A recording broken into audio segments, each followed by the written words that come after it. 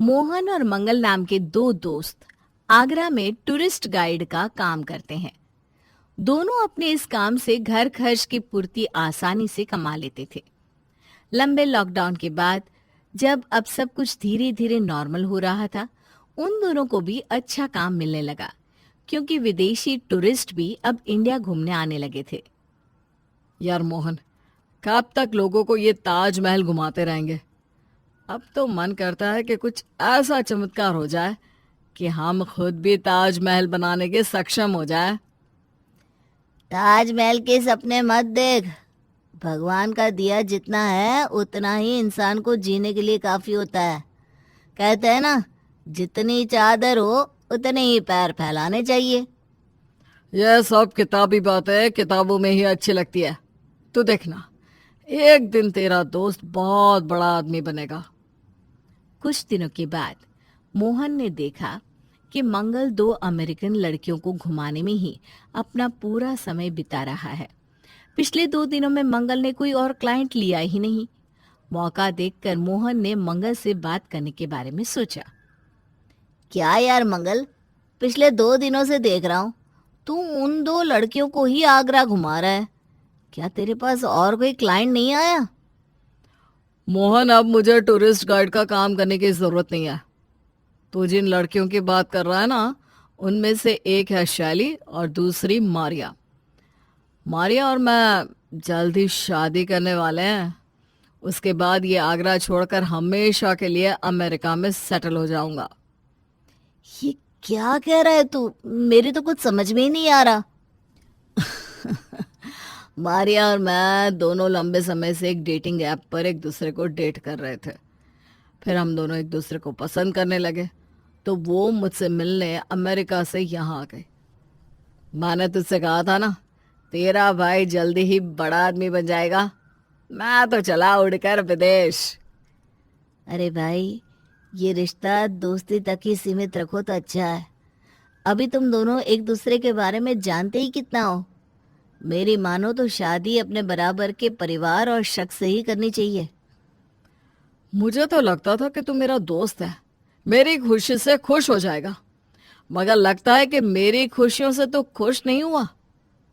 मोहन से नाराज होकर मंगल अपनी मंगेतर मारिया के साथ मंदिर में शादी कर उसके साथ यूएसए चला जाता है। कुछ दिनों के बाद मोहन भी इंडिया में अपने रिश्तेदार की बताई हुई लड़की सीता से शादी कर लेता है। मोहन की पत्नी एक सिलाई सेंटर में काम करती थी। घर के काम खत्म करने के बाद वो वहां जाकर काम करती। इस तरह मोहन को भी 4 पैसे की मदद होने लगी। उसने अपनी पुरानी झोपड़ी की जगह नया मकान बना लिया था।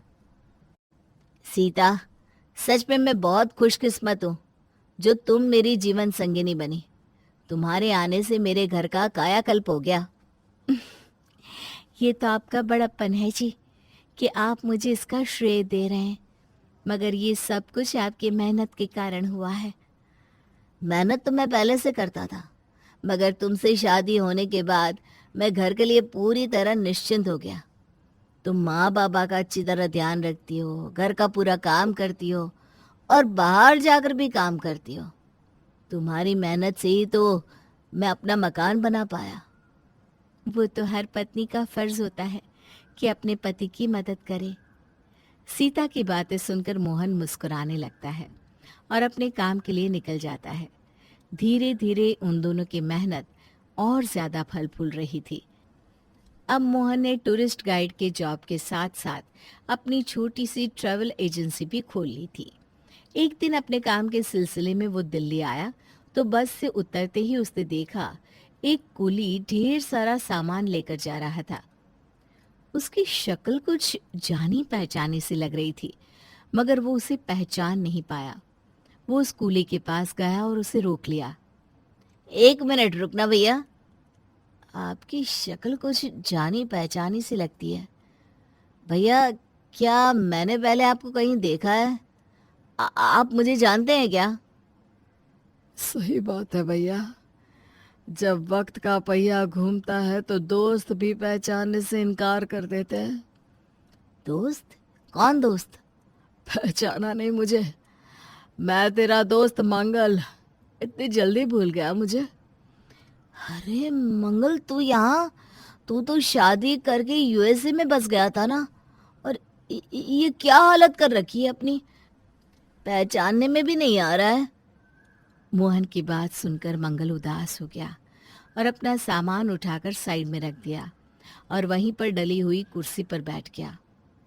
तू सही कहता था भाई, शादी हमेशा बराबर वालों में करनी चाहिए, मगर मैंने तेरी बात नहीं मानी और आज उसका नतीजा देख, मैं कहीं का नहीं रहा। मंगल मोहन को अपनी कहानी सुनाने लगता है। Maria, I am so happy. हम दोनों शादी करके अब विदेश में बस जाएंगे। I am also so much happy. But तुम भी हमारे साथ विदेश चलेगा तो तुम्हारे मॉम डैड का क्या होगा? वे यहाँ पर अकेले हो जाएंगे, तो तुम हमारे साथ उनको भी ले चलो। ओह रियली मारिया, माँ बाबूजी ये सुनकर खुश हो जाएंगे कि वे भी हमारे साथ विदेश चल सकते हैं। मारिया की बात सुनकर मंगल के मम्मी पापा बहुत खुश हो गए। वे तो कभी आगरा के बाहर भी घूमने नहीं गए थे, अब सीधे यूएस जाएंगे। ये सुनकर आसपास के लोग भी उन्हें बहुत बधाई दे रहे थे। मंगल अपने मम्मी पापा और मारिया के साथ यूएस पहुंच गया। सभी लोग वहां की साफ सफाई और एटमॉस्फेयर देखकर बहुत खुश हो रहे थे। मारिया का घर भी बड़ा और खूबसूरत था। वाह बेटा, भगवान तेरे जैसा लायक बेटा सबको दे, तू हमें लेकर विदेश आ गया। अगले दिन एक गाड़ी की चाबी मंगल को दी गई। मंगल डार्लिंग, ये गाड़ी अब से तुम्हारी, तुम ये गाड़ी चलाना। मुझे कहीं भी जाना होगा तो मैं अकेले कहीं नहीं जाऊंगी। इतनी बड़ी गाड़ी जिसमें वो कभी बैठा भी नहीं था, उस गाड़ी की चाबी अपने हाथ में लेकर मंगल बहुत खुश हो रहा था। क्या सोच रहे हो? चलो हम घूमने चलते हैं, वहीं से तुम मुझे डिस्को छोड़ देना। डिस्को जाकर क्या करोगी? तुमसे जितना कहा जाए उतना काम करो, ज्यादा क्वेश्चन आंसर करने की कोशिश मत करना। मोहन, उस दिन आखिरी बार मैं मारिया से सवाल करने की हिम्मत कर पाया। उसके बाद तो उसने मुझे वहां पर नौकर बनाकर रख लिया। उसे कहीं भी जाना होता तो मैं उसके लिए ड्राइवर से ज्यादा कुछ हैसियत नहीं रखता था। ये तो बड़ा बुरा हुआ तुम्हारे साथ। यह तो कुछ भी नहीं है, उसके आगे की तो पूरी बात सुनो। वो आए दिन पब जाती थी, शराब पीती थी और जुआ खेलती थी। वहां पर नौकर बहुत महंगे मिलते हैं, इसलिए मेरे माँ बाबूजी को भी अपने साथ ले गई ताकि वहां पर नौकर बना कर रख सके। मैंने मना किया तो उसने मेरा पासपोर्ट और वीज़ा अपने कब्जे में ले लिया और मुझे इल्लीगल तरीके से यूएस में घुसने के गुनाह में जेल करवा दी। माँ बाबूजी उसके यहाँ नौकरों की तरह काम कर रहे थे। फिर तुम वहां से बाहर कैसे निकले? वो तो जेल में एक भारतीय सुपर कॉप था। उन्हें मैंने सारी बात समझाई तो उनकी मदद से माँ बाबूजी और मैं वहां से निकल कर आ पाए हैं। मारिया ने गुस्से में मुझ पर तलाक का केस किया और मेरा आगरा का घर और ज़मीन तलाक के मुआवजे में अपने नाम करवा ली। मेरे पास घर का खर्चा चलाने के लिए कोई भी साधन नहीं था। आगरा जाकर रहता तो लोग मेरी हंसी उड़ाते, इसलिए अब माँ बाबूजी का ख्याल रखने के लिए मेहनत मजदूरी कर घर चला रहा हूँ। चल, अब जो भी हुआ उसे भूल जा दोस्त। पहले अपना हुलिया सुधार और मेरे साथ आगरा चलकर देख तेरे दोस्त ने कितनी तरक्की की है। तुझे इस तरह मेहनत मजदूरी करने की कोई ज़रूरत नहीं है। हम दोनों पहले की तरह साथ में काम करेंगे। बुरे समय में तो रिश्तेदार भी साथ छोड़कर चले जाते हैं, मगर तू मेरा सच्चा दोस्त है। मेरे इतने बुरे समय में भी मेरे साथ खड़ा है।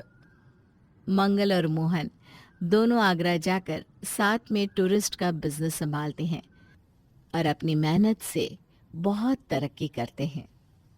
बहू, आ बहू, ये बहू सुबह सुबह कहाँ चली गई? अमित, ओ अमित, क्या हुआ माँ? ये बहू कहाँ है? अभी तक सो रही है क्या? नहीं माँ, वो तो सुबह सुबह एक्सरसाइज करने कॉलोनी के गार्डन में गई है। अरे लेकिन गार्डन में क्यों? क्या माँ, आप तो जानती हो कि अनीता प्रोफेशनल बॉक्सर है। उसे हर रोज एक्सरसाइज करने की आदत भी है और जरूरत भी। लो आ गई अनीता। हे भगवान, बहू ये क्या पहना है तूने? माँ जी, ये बॉक्सिंग यूनिफॉर्म है। बॉक्सिंग और एक्सरसाइज करते वक्त यही पहनना पड़ता है। अरे लेकिन हमारे घर की बहू ऐसे कपड़ों में बाहर पार्क में घूमेगी तो कितना बुरा लगेगा। फिक्र मत करो माँ, मैं आज ही अनीता का एडमिशन पास की बॉक्सिंग जिम में करवा दूंगा। कल से वो वहीं जाएगी एक्सरसाइज करने। तब तो ठीक है। जब अमित और अनीता की शादी हुई तो अमित की माँ बड़े फक्र से सबको कह रही थी, हमारी होने वाली बहू तो खिलाड़ी है। लेकिन शादी होते ही माँ जी को अनीता की बॉक्सिंग से परेशानी होने लगी। दरअसल उन्हें बहू की बॉक्सिंग नहीं बल्कि खिलाड़ी कोटे में मिली सरकारी नौकरी ज्यादा पसंद थी। ये क्या बहू, आज फिर तू जिम से इतनी लेट आई? हाँ माँ जी, अगले महीने टूर्नामेंट है ना, तो प्रैक्टिस बढ़ानी पड़ेगी। शादी की वजह से मैं 4 महीने बॉक्सिंग पर फोकस ही नहीं कर पाई। अरे तू रोज जिम से लेट आएगी और अब कहेगी कि ऑफिस जाने का टाइम हो गया, तो घर का काम कब करेगी? शादी के बाद गृहस्थी पर फोकस होना चाहिए, समझी? ठीक है माँ जी, मैं फटाफट खाना बना देती हूँ, फिर ऑफिस जाऊंगी बस। ये क्या बहू, सब्जी में नमक ही नहीं है? सॉरी बाबूजी, जल्दी में भूल गई, अभी लाती हूँ नमक। अरे जितना ध्यान बॉक्सिंग में देती हो उसका आधा किचन में भी दिया करो। सारा मजा खराब हो गया खाने का। देखो रोटियां भी कच्ची रह गई हैं। सॉरी माँ जी, वो जल्दी में। क्या जल्दी में है? अरे देर तक बॉक्सिंग तुम्हें खेलनी है, उसका हर जाना हम क्यों भुगते? बहाने मत बनाओ, ठीक से खाना बनाओ। मैं बहाने नहीं बना रही हूँ माँ जी। बहू, जितना टाइम बहस करने में लगा रही हो ना, उतना खाना बनाने में लगाती तो हमें यह कच्चा पक्का बेस्वाद खाना नहीं खाना पड़ता। ठीक है बाबूजी, मैं ख्याल रखूंगी। माँ बाबूजी के रोज रोज के तानों का अनीता कोई जवाब तो नहीं देती, लेकिन उनसे बहुत दुख होता। वो अक्सर उदास रहती। क्या बात है अनीता, गुमसुम लग रही हो? बहुत थक गई हो क्या? नहीं, बस ऐसे ही। अरे बताओ भी, क्या हुआ? देखिए आप बुरा मत मानना, लेकिन माँ जी और बाबूजी मुझे अक्सर बॉक्सिंग को लेकर ताने देते रहते हैं। आज खाने में जरा सी गड़बड़ हो गई तो उन्होंने बहुत सुनाया मुझे। इतनी सी बात, इस मुश्किल को मैं यूं हल कर दूंगा चुटकी में। माँ बाबूजी, मुझे आपसे कुछ बात करनी है। बोलो अमित, क्या बात है? मैं सोच रहा था कि क्यों ना हम खाना बनाने के लिए बाई रख लें। अरे ऐसा कैसे रख ले? पैसे पेड़ पर नहीं उगते। सफाई झाड़ू पोछे के लिए भी तो बाई आती है, वो भी भारी पड़ता है। अब खाना बनाने के लिए एक और by.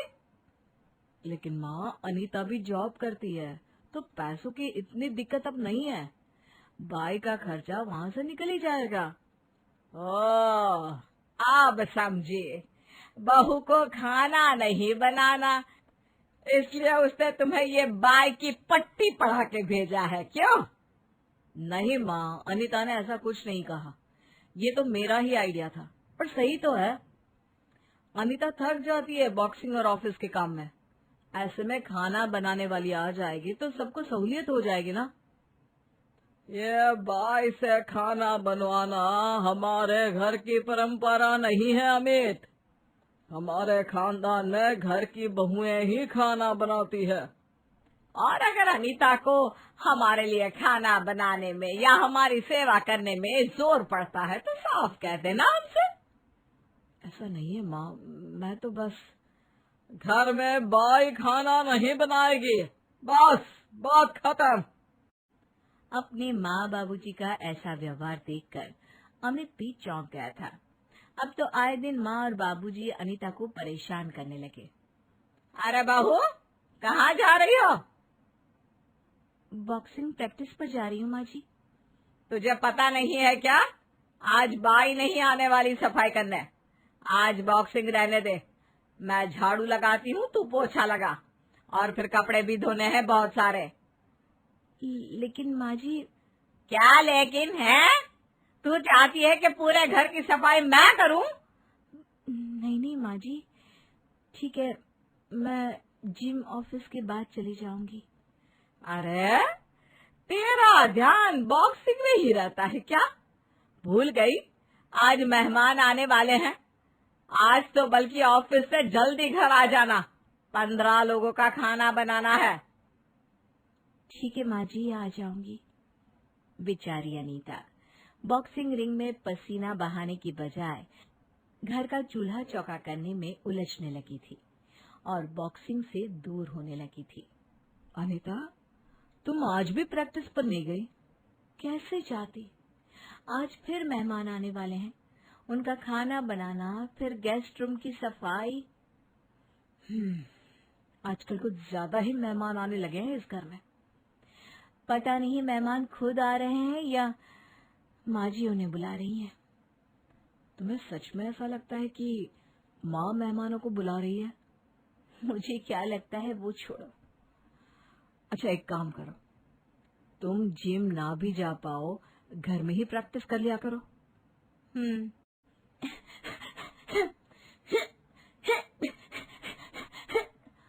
Upper cut, lower cut, round kick, knockout. अरे ये कैसा शोर है? बहू, ये क्या कर रही हो? वो माँ जी, आज मैं जिम नहीं जा पाई ना, तो घर में ही प्रैक्टिस कर रही थी। तेरी इस हाँ हुक के चक्कर में तेरे बाबूजी की नींद खराब हो गई। बहू, यह घर है, कोई अखाड़ा नहीं है जहाँ तुम पहलवानी करो। क्या हुआ माँ? क्या हुआ नहीं, क्या होगा वो सोच। आज ये घर में बॉक्सिंग की प्रैक्टिस कर रही है, कल पंचिंग बैग की जगह मुझे पीट देगी तो क्या होगा? आप ऐसा क्यों बोल रही हैं माँ जी? हाँ, अनीता ऐसा क्यों करेगी? अरे ये कुछ भी कर सकती है, इसकी बॉक्सिंग बंद करवाओ बस। हाँ बहू, बहुत खेलकूद हो गया। अब तुम किसी की पत्नी हो, घर की बहू हो, तुम्हारा काम अब घर संभालना है। लेकिन बाबूजी, उसका टूर्नामेंट है अगले महीने। तू बीच में मत बोल। कोई टूर्नामेंट खेलने की जरूरत नहीं है। मुझे नहीं पसंद बहू का ऐसे बाहर जाकर मुक्केबाजी करना। लेकिन बाबूजी, शादी के पहले तो आपने कहा था कि मैं शादी के बाद भी बॉक्सिंग कर सकती हूँ। तब जो कहा था वो नहीं, आप जो कह रहे हैं वो सुनो और याद रखो। हमने सोचा था कि सरकारी नौकरी वाली बहू आ रही है, पैसा भी कमाएगी और घर भी संभालेगी, लेकिन घर का काम तो करती नहीं और तेरी सैलरी तो तेरे जिम और खाने पीने में उड़ा देती है। तो क्या हम तेरी सेवा करने तुझे शादी करके लाए हैं? माँ, कितना बुरा सोचती हो तुम। ये मेरा घर है, यहाँ वही होगा जो मैं चाहूंगा। बहू, तुम्हें आज और अभी चुनना होगा, या तो बॉक्सिंग छोड़ दो या ये घर। बाबूजी के इस फैसले ने अनीता की पूरी दुनिया हिला दी। अमित भी अपने बाबूजी के सामने ज्यादा नहीं बोल पाया। अनीता ने बॉक्सिंग के साथ साथ हंसना बोलना भी छोड़ दिया था। वो बस ऑफिस जाती और बाकी टाइम घर का काम करती रहती। एक दिन शाम को अनीता ऑफिस से लौट रही थी, तभी उसने देखा कि कुछ गुंडे बाबूजी के साथ धक्का मुक्की कर रहे थे। और बुड्ढे, चुपचाप अपना मोबाइल, पैसे, सोने की चेन, अंगूठी सब हमारे हवाले कर दे, समझे? मैं नहीं दूंगा। नहीं देगा तो जान से जाएगा। छोड़ो, जाने दो मुझे। ये बूढ़ा ऐसा नहीं मानेगा। मारो इसे। छोड़ दो बाबूजी को। ओए मैडम, चुपचाप खिसक लो यहाँ से, नहीं तो इस बूढ़े के साथ तुम्हारी भी पिटाई हो जाएगी। तू मेरे बाबूजी को मारेगा? रुक, अभी बताती हूँ। ये ले साले, अनीता बॉक्सर नाम है मेरा। आज तेरे दांत तोड़ के तेरे हाथ में ना दिए ना तो नाम बदल दूंगी। अरे भागता कहाँ है, रुक जरा। पर गुंडा जान बचा के भाग जाता है। बाबूजी, आप ठीक तो है ना? हाँ बेटा, बस इन कमबख्तों ने धक्का देकर गिरा दिया तो कमर और पैर में चोट आ गई है। हे भगवान, आपको तो बहुत चोट आई है। आइए, मैं आपको अस्पताल ले चलती हूँ। अनीता अपने ससुर जी को उठाकर हॉस्पिटल ले गई और इलाज करवा के घर ले आई। अरे क्या हो गया आपको? अमित, देख तेरे बाबूजी को कितनी चोट आई है। अरे बाबूजी, ये सब कैसे हुआ? और अनीता, तुम्हें बाबूजी कहाँ मिल गए? मैं मंदिर से लौट रहा था तो रास्ते में कुछ गुंडों ने मुझे घेर लिया और मुझे लूटने के चक्कर में हाथापाई करने लगे। तभी बहू वहां आ गई, उसने मुझे गुंडों से बचाया, फिर अस्पताल ले गई और इलाज करवा के घर लाई है। बहू, शुक्रिया, तूने इनकी जान बचा ली। बहू ने नहीं, ये कहो कि बहू की बॉक्सिंग ने मेरी जान बचा ली। वो 3-4 मुस्टंडे थे, हट्टे कट्टे, हाथ में डंडा और चाकू लिए। अगर बहू की जगह अमित भी होता तो उन गुंडों का मुकाबला नहीं कर सकता। तुम्हें देखना चाहिए था, बहू एक एक मुक्के में उन गुंडों को धूल चटा रही थी। देखा माँ, आप और बाबूजी ने अनीता की बॉक्सिंग छुड़वा दी। आज उसी बॉक्सिंग ने बाबूजी की जान बचाई। हाँ बहू, तेरा जितना एहसान मानो उतना कम है। तूने मेरे सुहाग की रक्षा की। ये क्या बोल रही है माँ जी? एहसान कैसा? क्या ये मेरे बाबूजी नहीं है? बाबूजी होने का कौन सा फर्ज निभाया है मैंने? हमें तो गर्व होना चाहिए कि हमारी बहू चैंपियन बॉक्सर है, लेकिन उल्टा हम तेरी बॉक्सिंग को कोसते रहे, तेरे सपनों को कुचलने की कोशिश करते रहे, और तू एक आदर्श बहू की तरह बिना कुछ कहे हमारी बात मानती चली गई। हमें माफ कर दे बहू। प्लीज, आप लोग मुझसे माफी मत मांगिए। आप जो कहते हैं वो करना मेरा फर्ज है। तो बेटी, कल से तो फिर से बॉक्सिंग शुरू कर, सुबह शाम प्रैक्टिस कर, तुझे कोई नहीं रोकेगा। हाँ बहू, घर का काम मैं बाई से करवा लूंगी और बचा कुचा मैं कर लूंगी। तू अपनी बॉक्सिंग रिंग संभाल और मैं घर संभाल लूंगी। मैं तो अब बहू के साथ हर मैच देखने जाऊंगा। आज कैसे इसने गुंडों को पीटा, मजा आ गया। थैंक यू बाबूजी। थैंक यू तुम्हें बहू, मेरी जान बचाने और हम दोनों की अकल ठिकाने लगाने के लिए। इस तरह बॉक्सिंग के साथ अनीता घर की रिंग में भी चैंपियन बन गई।